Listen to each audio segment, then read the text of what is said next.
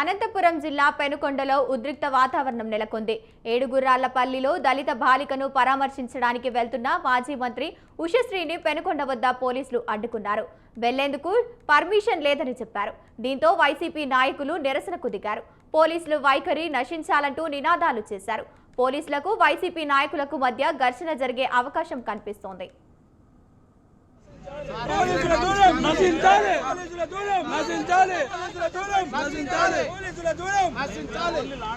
Traffic కు నా car కు హైవేలో కాదు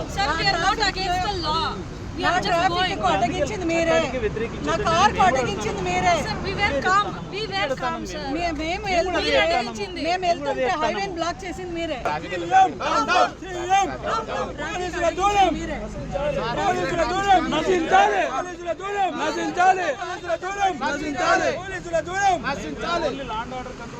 కు నా కార్ కు హైవేలో కాదు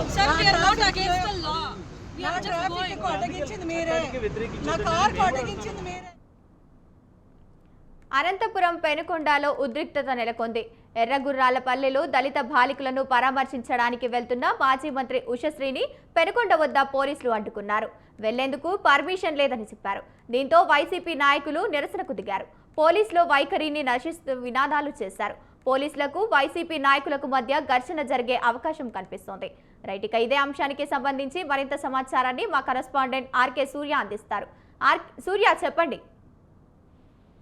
రామగిరి మండలంలో మైనర్ బాలికపై గత 2 సంవత్సరాలుగా లైంగిక దాడి జరుగుతోందనేసి మనకు వార్తలు వచ్చాయి. అదే విధంగా అత్యాచారం కేసులో నిందితుల్ని పట్టుకున్నారు. దాదాపుగా 14 మందిని అరెస్ట్ చేశారు.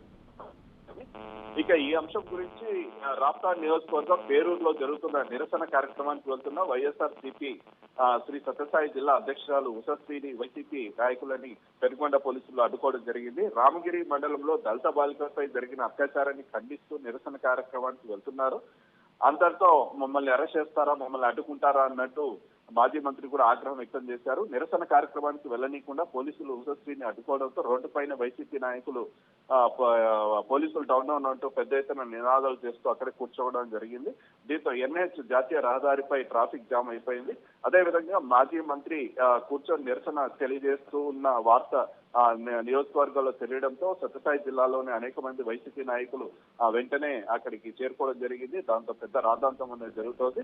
పోలీసులు అడ్డుకోవడం, అదేవిధంగా మాజీ మంత్రి చాలా ఘాటుగా రెడ్ బుక్ రాజ్యాంగం అంటే ఇదేనా అని వాదిస్తున్నాడంతో చాలా గందరగోళ పరిస్థితి ఉంది. పోలీసులు ఎటు సర్ది చెప్పలేని పరిస్థితిలో ఉంది. ఆంధ్రప్రదేశ్ లో అంబేద్కర్ రాజ్యాంగం నచ్చకుండా తెలుగుదేశం పార్టీ రెడ్ బుక్ రాజ్యాంగం నడుస్తోందా అన్నట్టు మాజీ మంత్రి విమర్శ చేయడం జరుగుతుంది. పెద్ద ఎత్తున వైసీపీ నాయకులకి అదేవిధంగా పోలీసులకు వ్యతిరేకంగా పోలీసులు డౌన్ అన్నట్టు పెద్ద ఎత్తున నినాదాలు కూడా చేస్తున్నారు. ఈ పరిస్థితి ఇప్పట్లో పరిస్థితి లేదు. అదేవిధంగా పోలీసుల ప్రజలు కూడా అక్కడికి తప్పించే ప్రయత్నం జరుగుతుంది. Right, thank you Surya. Traffic కు అడ్డగించింది మీరే, నా కార్ కు అడ్డగించింది మీరే. మేము వెళ్తుంటే హైవే బ్లాక్ చేసింది మీరే.